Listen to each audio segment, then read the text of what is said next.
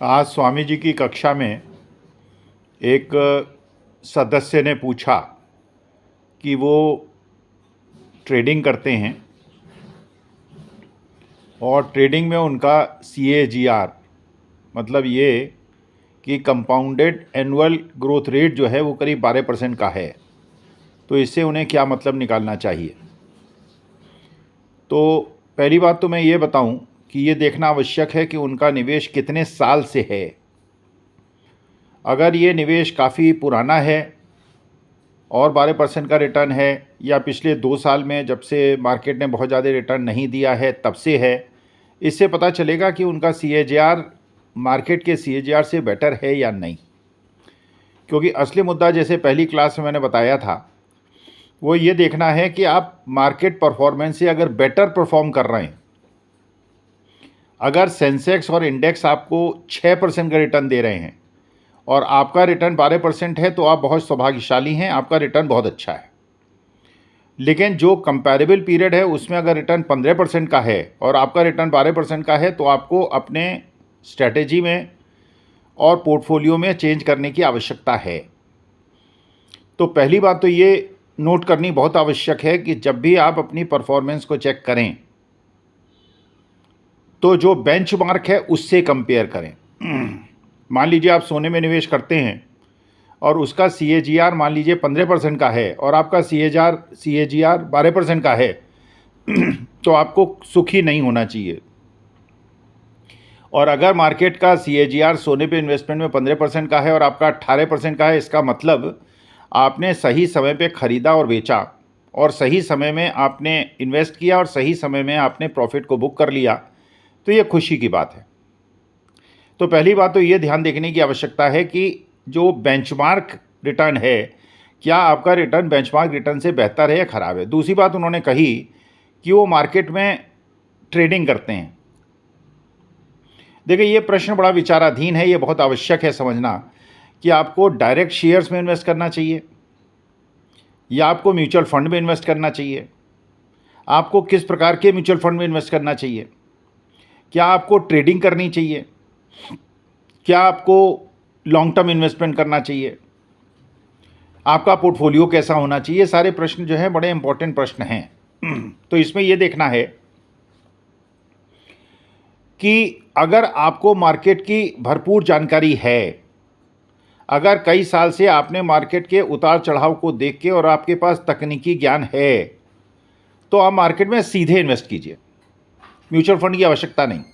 क्योंकि mutual fund में कोई इसलिए जाता है कि म्यूचुअल फंड में यह माना जाता है कि उसका जो फंड मैनेजर है वो आपसे या मुझसे ज़्यादा जानता है, तो वो अपने पोर्टफोलियो को, आपके पोर्टफोलियो को इस प्रकार से चर्न करेगा, उसमें परिवर्तन करेगा, एग्जिट और एंट्री करेगा, सेक्टर का रोटेशन करेगा, कंपनीज़ का रोटेशन करेगा, डेट और इक्विटी में रोटेशन करेगा, कैश और स्टॉक्स में रोटेशन करेगा, कि आपको जो मार्केट का बेंचमार्क है उससे ज़्यादा रिटर्न मिलेगा। जैसे मान लीजिए अगर ये पता चले कि मार्केट 10% गिरने वाला है और आप अपने स्टॉक्स उसके पहले बेच के सब कुछ कैश में आ जाएं, तो मार्केट तो 10% गिरेगा, लेकिन आपका पोर्टफोलियो इसलिए नहीं गिरेगा कि आप कैश में बैठे होंगे। और आपको पता चल जाए कि मार्केट जो है 10% बढ़ने वाला है, अगर आपका इतना तकनीकी ज्ञान है, और उस समय आप पूरा का पूरा कैश स्टॉक मार्केट में लगा देंगे और उन स्टॉक्स में लगा देंगे जहां शेयर बढ़ने वाले हैं, तो आपका रिटर्न 10% बढ़ जाएगा। तो जब गिरा मार्केट 10%, तो आपका मार्केट नहीं गिरा, आपका पोर्टफोलियो नहीं गिरा, और जब मार्केट बढ़ा तो आपका पोर्टफोलियो 10% बढ़ गया, तो आपने 20% का अल्फा क्रिएट कर लिया। इसे अल्फा कहते हैं, जो कि बेंचमार्क रिटर्न के ऊपर का रिटर्न है।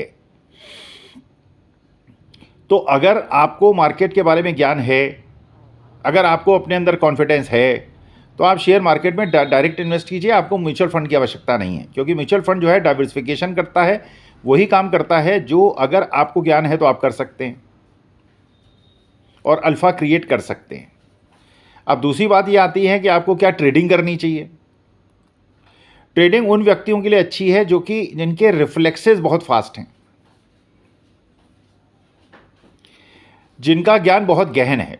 ये उसी प्रकार से एक उदाहरण लेता हूं कि आपके पास मान लीजिए 100 किलोमीटर की मैक्सिमम स्पीड से चलने वाली कार है, आप उसको ड्राइव करते हैं और आप रेसिंग के रिंग में पहुंच जाएं जहां पे 300 और 400 किलोमीटर की स्पीड से कारें चलती हैं, तो आपकी कार का एक्सीडेंट हो जाएगा, क्योंकि आपकी कार का जो स्पीड है वो वहाँ चलने वाली कारों की स्पीड से बहुत कम है, और वहाँ सब लोग 300 किलोमीटर पे चल रहे हैं, आप 100 किलोमीटर पे चल रहे हैं, तो आपका एक्सीडेंट होना जरूर हो जाएगा।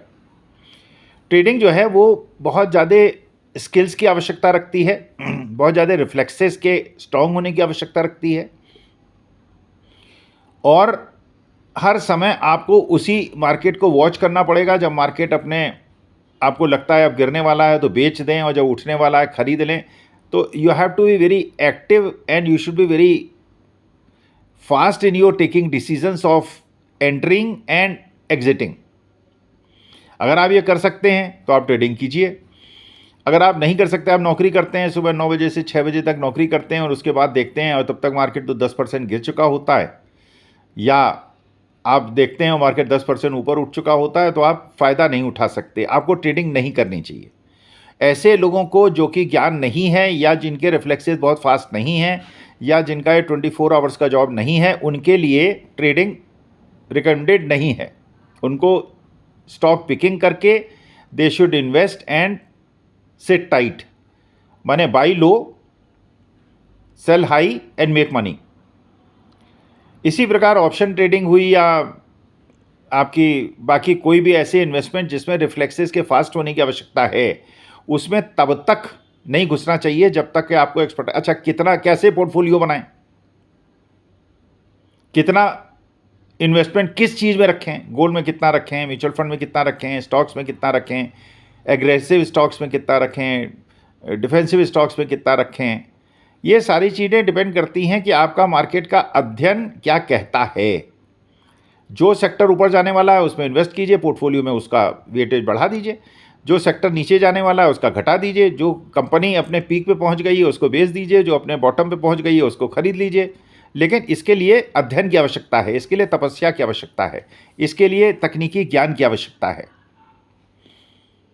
कितने समय तक इन्वेस्ट कीजिए, जैसे मैंने सुबह की क्लास में कहा कि आप टेक्निकल एनालिसिस का भी उपयोग कीजिए और फंडामेंटल एनालिसिस का भी उपयोग कीजिए। टेक्निकल एनालिसिस का उपयोग कीजिए कि अगर मार्केट बहुत ज़्यादा ऊपर नीचे जा रहा है तो उसमें एग्जिट एंट्री करके पैसा बनाइए। और अगर कोई कंपनी जिसके फंडामेंटल्स आपको बहुत अच्छे लगते हैं, जिसका बिजनेस मॉडल आपको बहुत अच्छा लगता है, जिससे आपको लगता है कि लॉन्ग टर्म स्टोरी है और ये मार्केट सिनेरियो के अनुरूप अपने को ढाल सकती है, फंडामेंटल एनालिसिस के हिसाब से उसमें पैसा लगाइए। तो पोर्टफोलियो को चर्न कीजिए, स्टॉक्स में चर्न कीजिए।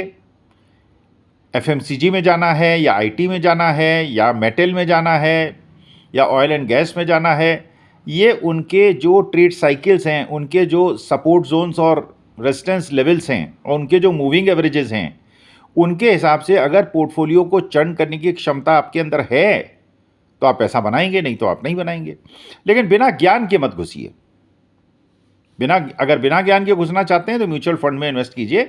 अगर आपको उस म्यूचुअल फंड के फंड मैनेजर पे विश्वास है तो उस पर विश्वास करके आप घुस जाइए, लेकिन घबराइए नहीं। ये नहीं कि मार्केट गिरा और आप परेशान हो गए, मार्केट बढ़ा तो आप खुश हो गए, ये नहीं। फिर सिट टाइट। कम उम्र से शुरू कीजिए और लंबी उम्र तक कीजिए। कम से कम जितना लंबा आपका इन्वेस्टमेंट होराइजन होगा उतना ज़्यादा आप पैसा कमाएंगे, जितना शॉर्ट टर्म ड्यूरेशन होगा उतना पैसा कमाएंगे। तो जब तक आपके पास ज्ञान न हो तब तक ट्रेडिंग मत कीजिए और किसी के राय पे मत चलिए, कोई टिप्स मत लीजिए। जिस पे आपको पूरा विश्वास है या जिसको आप समझते हैं कि इसकी नौकरी इस बात से बची हुई है कि मेरे को रिटर्न कमा के देगा, केवल उस पर म्यूचुअल फंड में पैसा लगाइए। तो फंड मैनेजर का बैकग्राउंड, पहले उसने कितना रिटर्न दिया है, कहाँ क्या किया है, कितना उसका परफॉर्मेंस है, किस प्रकार की उसकी एटीट्यूड है, कैरेक्टर है, पर्सनैलिटी है, तब उसके पास अपना पैसा रखवाइए, क्योंकि पैसा किसी के पास भी रखवाना ठीक नहीं है।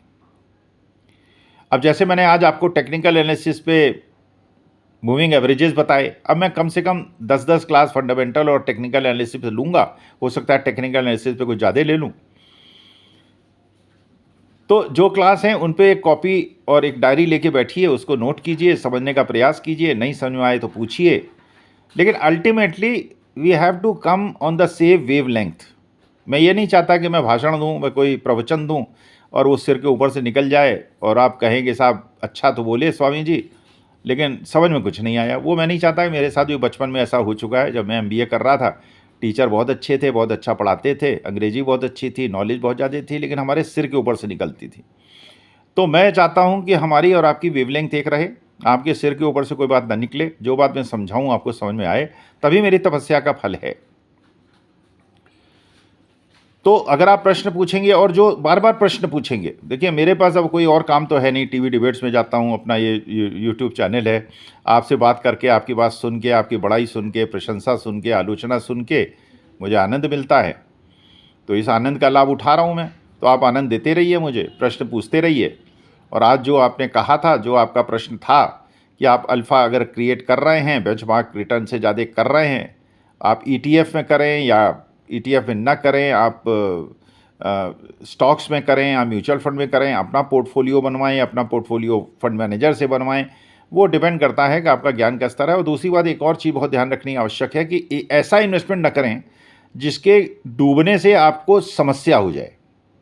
लोन लेके ना करें, उधार लेके ना करें, अपने पैसे से करें। उतना ही करें जितना रिस्क आप झेल सकते हैं। क्योंकि होता क्या है, अगर आप कि झेल नहीं पाएंगे और उधार लेके किया तो आप घबरा जाएंगे, और जब मार्केट बॉटम पे होगा तो आप बेच देंगे, और जब मार्केट टॉप पे गया तो आप खरीद लेंगे, तो आपके लिए नुकसानदायक होगा। तो निवेश कीजिए, कम उम्र में कीजिए, लंबी अवधि के लिए कीजिए, मत घबराइए। एंट्री एग्जिट अगर फंडामेंटल एनालिसिस के हिसाब से कर रहे हैं और टेक्निकल एनालिसिस के हिसाब से कर रहे हैं तो बात दूसरी है, लेकिन टेक्निकल एनालिसिस में भी रिफ्लेक्सेस का फास्ट होना बहुत आवश्यक है।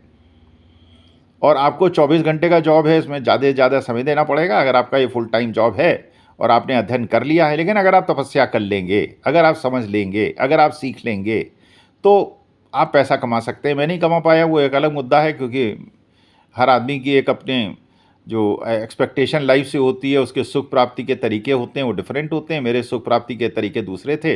मुझे अध्यापन से खुशी मिलती थी, स्टूडेंट से बात करने से खुशी मिलती थी, पैसा से शायद उतनी ज़्यादा नहीं मिलती थी, और बच्चों की खुशी में मुझे खुशी मिलती थी। तो मैं आनंद में हूँ, मैं खुशी में हूँ, मुझे कोई परेशानी नहीं है। और अगर आप लोग प्रश्न पूछेंगे, अपनी प्रतिक्रिया देंगे, खुशी और नाराज़गी जाहिर करेंगे, बार बार प्रश्न पूछेंगे, तो मुझे और ज़्यादा सुख मिलेगा। तो मेरी आत्मा को सुख देने के लिए और अपने प्रश्नों का जवाब लेने के लिए और अपना लाभ उठाने के लिए प्रश्न पूछते रहिए, और वीडियोस को पूरा सुनिए और कॉपी और डायरी में नोट करते चलिए, जिससे कि अंत में जो हमारा उद्देश्य है वो पूरा हो, और जो बात मैं कहूँ वो आपको समझ में आए, और जो आप प्रश्न पूछें और बार बार पूछें, जिससे कि हम एक सॉल्यूशन की तरफ बढ़ें, एक ऐसी स्थिति की तरफ बढ़ें जहाँ पे हर आदमी को एक ज्ञान मिले और उसको उसका फ़ायदा हो। धन्यवाद। Thank you.